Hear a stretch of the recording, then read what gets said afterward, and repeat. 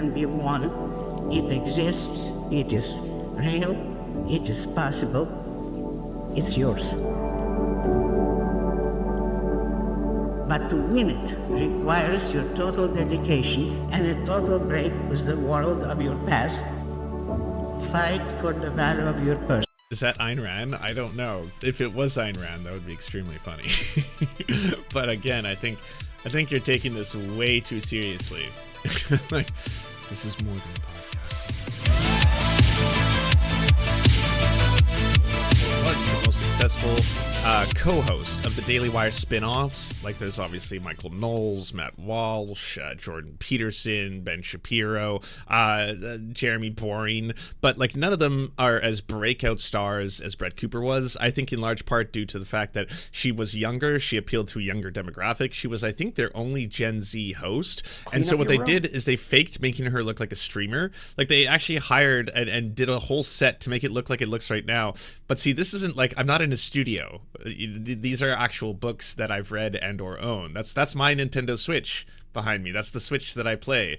These aren't props. They're not props just bought specifically to make this look like, hey, by the way, how do you do, fellow kids? I stream. So these are headphones, and I put the headphones on, and oh, look at that. Wow, I stream like you stream. I'm streamer, man. So that's what they did with Brett Cooper. And for a long time, I guess it worked. Her numbers were great. So many other people on the far right have been falling off recently. I guess either YouTube isn't promoting them as much, or people just don't care as much. And like I said, there's really only so many times you can keep playing Matt Walsh videos and not be disgusted by that man, his voice and the way he talks, and today we're going to talk about canceling, and you're like, okay, fine, fuck. But then mysteriously, Brett Cooper got replaced by her best friend. That part of the story is really weird. So they replaced her with a new host on her own show that came onto her show that talks and acts exactly like her. Here it is. Ooh, it's right around, so about 1 month ago, Jay-Z accused, and a special message from Brett. And so this is Brett's best friend / producer on the show. And so if you want to know what Brett... Hey guys, some of you have heard the rumors online, and the rumors are mostly true.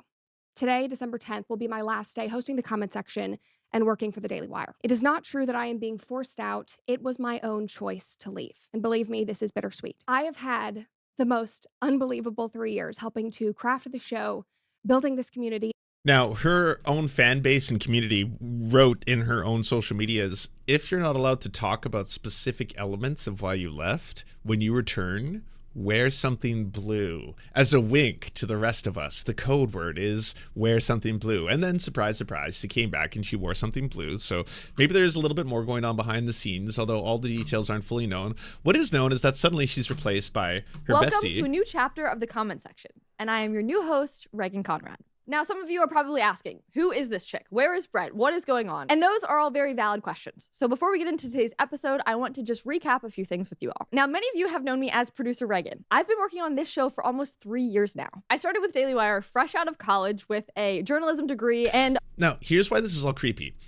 This apparently was actually one of Brett's best friends, and there were old pictures of the two of them actually together, wedding photos. I think they were bridesmaid, one for the other in one direction or another. I don't care enough to actually look that up right now. But either way, those existed, but they've now been since taken down. And so that's one aspect that's kind of weird. The other thing is that she was taking courses, or at least doing training, to act and speak and do the exact same kind of cadence and, inflections that Brett has, because in some ways, like, the Daily Wire kind of sees women as interchangeable objects, and it's like, well, you know what really worked here? You need to just be that, do that again. It's not as if you can have your own personality or talent or even your own ability to speak. We need you to do cloning. Can you clone her and then do that, and then we'll have the show? But as you can see from the numbers themselves, people actually kind of did really like Brett as the host for a lot of this stuff. Nothing has been successful since. This is a channel with how many? 4 million. Yeah, 4 million subs. So even if 25% of the people who were subscribed were watching the videos themselves, at minimum, you should be getting what? 1 million views per video. That's if 25% of the people who had subscribed to you are real and are actually checking out the videos. But nothing comes close to that. I mean, when Brett was back on, that's when you're getting 500,000, 600,000, 400,000, 400,000. Certainly better than what ended up happening, which is now 37,000, 30,000, 30,000, 37,000, 30, like 28,000. These are, for 4 million views, abysmal. These are the kind of views that I get, and I don't even have 100,000 fucking subs on my secondary channel. So if you are getting the same kind of views that I get on a secondary channel, on a channel with fucking 4 million supposed real human being subs, something is going on here. Either no one likes you, no one wants to do this entire, let's just pretend like nothing happened, and then the person is just a different person but talks kind of the same Z's. That's creepy. Maybe people actually liked Brett for her commentary, you know, that kind of shit. Whatever it was, the whole thing has been an absolute disaster for the Daily Wire. And they haven't fully revealed their version of events, even though Brett Cooper is now coming back and she's got a trailer for her new show. I just wanted to hear from Amir, who's apparently her best friend, which also, you know, weird. I don't endorse, you know, friends of Brett Cooper. As someone who is best friends with Brett Cooper, as someone who literally spent my birthday with Reagan, as someone that's been on the comment section multiple times, and as someone that has personally met the CEO Daily Wire Jeremy Boring, there's a lot that I have to say regarding this whole situation with Brett Cooper, the comment section, Reagan, Conrad, Jeremy Boring, the whole nine. Now, I've already made a video when this all first came out talking about the situation specifically, but now with new information coming out and Reagan's cousin saying things, Jeremy Boring saying things, I feel the need to say something just because of my personal tie to these women and wanting to just shed a different perspective, should I say, or some light on the situation at hand. I just feel obligated to, given that Brett is my best friend and I have this platform and we share a lot of followers. I think another perspective is needed on this topic because I'm quite over the things that I'm seeing online. In this video, we're gonna go over my relationship with Brett, Reagan, into the show. Within 3 years, this show, Brett took to 0 to nearly 5 million subscribers and like, I'm pretty sure like over 1 billion views at this point. Absolutely insane. One of, if not the biggest show at Daily Wire. And it really became Brett's show. Like it was Brett's personality that carried the show. What Brett was saying, what Brett was doing, like her mannerism, like it was her personality, her set design. It was her show, her channel, and that's how people perceived it as. Yes, Brett did have a team to help her out with all the editing and producing, and a part of that team was Reagan. They all worked really hard, and even Reagan herself became Brett's best friend and even her maid of honor in the wedding. Like we were in the wedding party together. We hung out all the time. We hung out on my birthday. Like we're gonna get into my situation and if I've spoken to Reagan later on in this video, but really where things took a turn is at the end of last year, out of nowhere, all these rumors started flying out about Brett Cooper leaving the Daily Wire and is due to like contractual agreements and mistreatment within the company. And at the same time, as these rumors are coming out, friend Reagan started doing guest appearances on the show and like hosting, like the whole show was her. And at this point, I'm looking at this, I'm like, this is really weird. There's no need to have a guest host on Brett's channel. Like this doesn't make sense. And even some of the comments were pointing that out, but they did like how it was like refreshing to get a new take, almost like having a guest with someone else. But it was weird that it was just Reagan, like Brett was gone out doing somewhere when she's here, you know? So even more rumors started coming out, more people are putting out hit pieces and YouTube deep dives, but Brett isn't saying a thing. And Reagan is doing more appearances on the show, and Daily Wire is doing nothing about the situation at hand. So it all just looked very messy, fishy, catty, like something is up. And that's what the public felt, that's what I saw, that's what I was feeling, and it was just weird. And then the cherry on top was that the time when Brett finally addressed all these rumors was in the same video that she announced that she was leaving the Daily Wire, and that Reagan, maid of honor, old best friend, we just hung out the week prior, literally is taking... Okay, there's absolutely no information. I need new information. You know, like no shit, you're a grown adult. You were the best friend?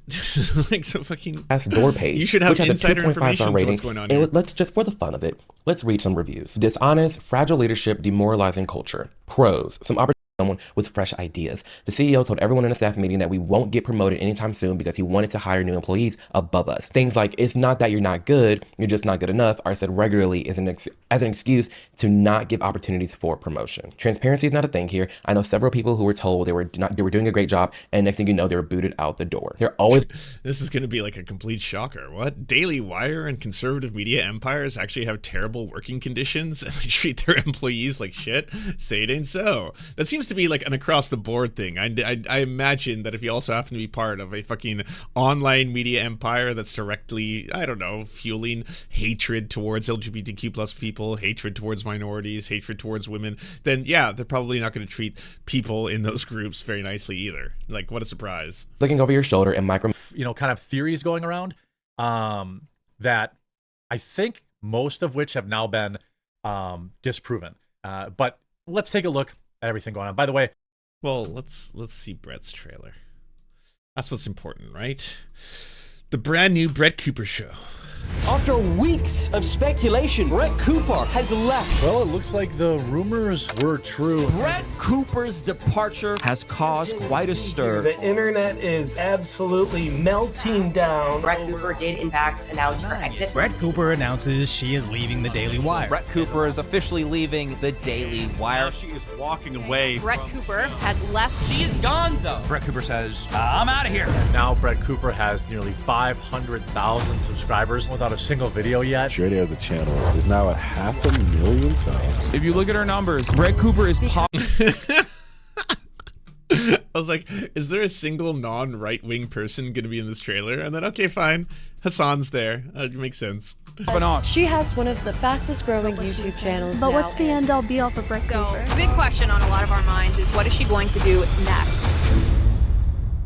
I would have no way of explaining this to anyone under the age, I think, of like 50, where it's like, well, they're trying to make it look like it's super epic that she actually got like a couple 100,000 subs, which actually isn't that shocking at all, considering that she was one of the more popular hosts on their network and their channel had like 4 million subs for her show. So it would make sense that at least a couple 100,000 would migrate. Yeah, I would assume that's got to be kind of natural. So it's podcasting.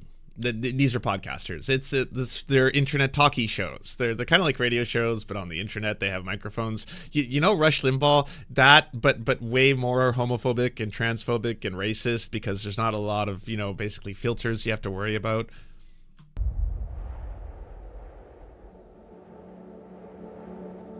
Whoa.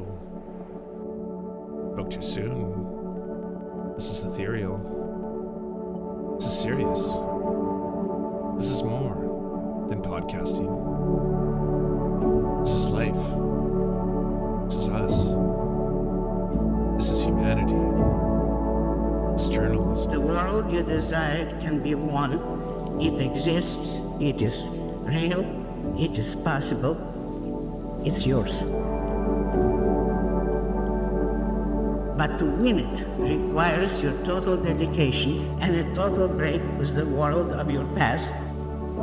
Fight for the value of your person. Is that Ayn Rand? I don't know. If it was Ayn Rand, that would be extremely funny. But again, I think you're taking this way too seriously. Like, this is more than podcasting. This is conversations. Fight for the virtue of your pride. Fight with the radiant serpents. Back in the day, you know, used to have soldiers cleaning the guns, standing before the flag, pledging their allegiance. But now, the valiant heroes, they set up their microphones, they screw them in, and get ready for the day's work, because here we are, about to change the world. And the absolute rectitude of knowing that yours is the morality of life, and that yours is the battle for any achievement, any valor, any grandeur, any goodness, any joy that has ever existed on this earth. Gotta be honest, man, even Lauren Southern would be blushing right now. I thought it was ridiculous seeing like the Tenet trailers where I was like, you all don't take yourself that seriously. Like, come on, we have the exact same jobs, all right? I'm not sitting here being like, I am literally changing the world every day, all right? All of you have to know that when I speak into this weapon I have before me, I can make entire empires crumble or build them from scratch, depending on what your God, decides on any given day. Like, you would get that vibe where they would have like tape over their mouths and being like, the libs are trying to silence the truth. No more will we be silenced. Dave Rubin, Benny Johnson, fucking Lauren Southern, Lauren Chen, Tim Pool combining forces for Tenet, definitely not funded by Russian billionaires. And then all of a sudden you're just like, but you all don't take yourselves that seriously, do you? Like, this was a trailer that was commissioned, you were paid to do that, right? This one takes it, this feels like it's fucking, you know, the next Superman movie or something. Are you ready, Brett? Gup. I'm ready. You ready? Change the world. So that's coming out pretty shortly. Oh my. Oh my. Okay, so that's all that's in terms. That's number 7 on trending, though. I mean, hey, you know, power to her. She's nearly at a million subs. Hasn't transferred over all of the fans that she had from the Daily Wire, but certainly there's a lot of people excited to see what exactly is episode 1 of the Brett Cooper show going to be. I hate to ruin it for all of you, but it's probably going to be more of the exact same shit. It's just going to be done with her collecting all of the monies. Say every 1,000. YouTube is being a little 3,000. Didn't want to do political commentary anymore. Maybe she, you know, this tweet doing great even with a link to YouTube, which means, oh, here's shout out quartering. Oh, I mean, people kind of with the format of Candace Owens, like it's broken up into clips. That's what I suspect. I don't know. Best friends anymore. She unfollowed her on Instagram. Brett has not spoken out. Again, I do want to be clear. Please stop like going out of your way to be mean to this girl unless you know something I don't know. Okay. If you know something I don't know, maybe Brett released somewhere on Instagram or her Reddit or something that, hey, yeah, this woman like did a bunch of snaky stuff and did all this stuff. But like this show is basically cooked. You know, it's going to get 30 to 40,000 views. The reason this video now has 71,000 views is because people are showing up to dislike it. People are showing up to dislike it after Jeremy Boring's foolish video that he put out, you know, saying that he's mad that Brett Cooper didn't defend. You see, I have a feeling most of the quote views on these videos are people clicking on it, going straight to the comments. Who's here after Brett posted her trailer? Who went straight for the comments? Click, pause, scroll. Congrats to Brett on 600,000 subs without posting a single video.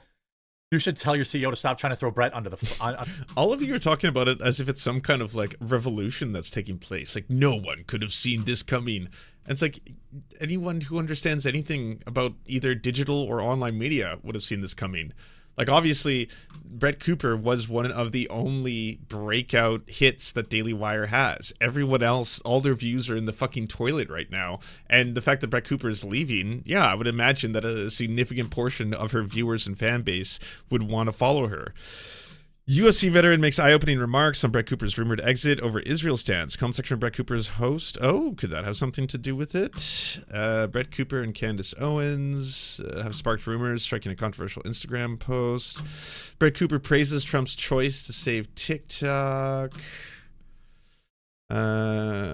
This explains being fired, but the source is Jake Shields. Jake Shields is an actual, like, you know, full-blown anti-Semite monster. You know, former UFC fighter / you know, transphobic, ridiculous. Like, no one takes him seriously. Even within right-wing circles, he's viewed as the kind of just, like, the extreme racist that he is. Ultimately, the contracts suck, apparently, at the Daily Wire. No surprise there. Look, this is not a uniquely right-wing thing. Media companies, digital media companies, they're very, very predatory. I know, because like I used to be a young upstart trying to get my foot in the door in a lot of different, editing jobs, special effects jobs, working for like studios, stuff like that. And more often than not, if you come with a idea or something that you're simply trying to get produced, or you're trying to get your resume seen and stuff like that, they're going to look at you as a very expendable resource that they can basically, like, you're a dime a dozen. There's 1,000 other people who have applications who are trying to get jobs, who are trying to get their foot in the door. I don't know if you've seen that a lot of freelance editors right now are saying that like the job market is so bad that the majority of the positions in the US and Canada happen to be people looking for editors for their TikTok channels, being like, hey, by the way, I'm a successful TikToker, I need an editor, can anyone become my TikTok editor? So the idea of having like TikTok shut down was effectively not only going to take out creatives, but it was going to take out a lot of people's like secondary and tertiary jobs. That's like, you know, a shitty reality of all of it as well. Benjamin Dixon makes it clear how TYT treated content creators. Doesn't mean only the right-wing channels treat people like shit. Left-wing channels or progressive channels, or whatever you want to call the polymarket studios now. But yeah, they can also be very, very predatory. And ultimately, it is difficult to grow from scratch. It's incredibly difficult. It's even harder to make it as a content producer when you don't even get money for the first, like, you know, not even the first couple months, maybe the first like 6 months before your channel gets monetized. If you're lucky, You're trying to find any way to make ends meet, while at the same time you're like, I have dreams and aspirations of getting into this. So there's a reason why a lot of people might apply to, say, digital content empires like the Daily Wire. Now, you have to already be right-leaning and wanting to spread horrifying propaganda about like trans people, about gay people, about minorities and stuff like that to want to work at a studio like that. But I guess that doesn't bug some people who want their foot in the door. Streamers that end up going to another platform, like, oh well, I'm gonna go start streaming on Mixer or YouTube or Kick or something like that. Nobody's ever moved to another platform like that and had it positively impact their streaming career. Like, you have people like Ludwig who always made videos, and so I think... I mean, outside of most likely the millions and millions and millions of dollars they're given for those moves, like, when someone jumps ship to an entirely different network, that's a massive asset, and there's an acquisition that usually takes place. It's like, hey, by the way, the biggest and one of the biggest streamers on the Twitch platform is moving to this new one called Mixer. That's right, Ninja is moving from Twitch to Mixer. Okay, for like $30 million? Like, it doesn't matter to him if he like gets a couple thousand less viewers on that new platform. He just got paid. Like, he just got fucking more wealth than anyone needs to have in their entire lifetimes. And then right after that contract is over, he can move back, or he can move it somewhere else, or do whatever the fuck he wants. And like short-term decision making, like. And if she said, nah, I think I'll hang back on that business you built, take your old job and be your new competition, we probably wouldn't be friends anymore. And the fact that she's mad. I feel like, honestly, fuck is Mixer? Mixer is a no longer existent, but used to be, I think, a Microsoft-based competitor to Twitch. And for a long time, they were basically trying to do what Kick did, which is acquire a lot of other big streamers and gamers and stuff like that, and have people migrate and start using their platform. But yeah, it never took off. Mixer brought Beam.pro and turned it into Mixer. Is it still in existence? Mixer streaming platform. No, Microsoft closed it. It failed. It was, I guess, too expensive. The reason why something like Kick can operate at a massive loss, because it's really expensive. It's not very profitable to run huge streaming services that require you to have, again, lots of servers, dedicated traffic and stuff like that, is because Kick services itself, or acts as an advertisement for cryptocurrency gambling. And so it's essentially like if you go to a Vegas casino, you know how a lot of the Vegas casinos have showrooms, and you might come to the casino just because, oh, Boyz II Men is playing a reunion tour. The only venue they're playing in my local town happens to be the River Rock Casino, so I'm going to go down to see them because I like Boyz II Men. On my way to go watch Boyz II Men, I might pass by the casino and be like, well, we got a couple hours, we can have a couple drinks, play some blackjack, whatever, and boom, they've got you gambling a little bit. The same thing, that's how Kick justifies its like operational budget, is they can pay all these other streamers tons of money, XQC's on there, Trainwrecks is on there, all these big names are on there, and then basically people would go watch them, but they also might go check out, you know, some of the cryptocurrency websites that all these streaming sites advertise, usually on their front page as well. So thank you so much for watching, everyone. This independent series is made entirely possible thanks to our patrons. It was produced by Anna Loves Riley, Arian McCarthy, Bobby Lasers, Cheryl Alvarez, Comrade Junkie, Doug Caddy, Everything Important, Hagbard Celine, Jimmy Sombrero, Multimondi, Omni, Political Papi, Preston Kroll, Quiet 185, Richard Bohem, Riley and Anna, Roller Dragon, Cernicus, Stellar Gwyn, Sebastian Demmel, and Words Greenwood. Not to mention all the other patrons who now see on screen. We couldn't have done this show without you. If you can help support the show, please check out patreon.com/the Serfs to unlock bonus secret episodes as well as get the content before anyone else.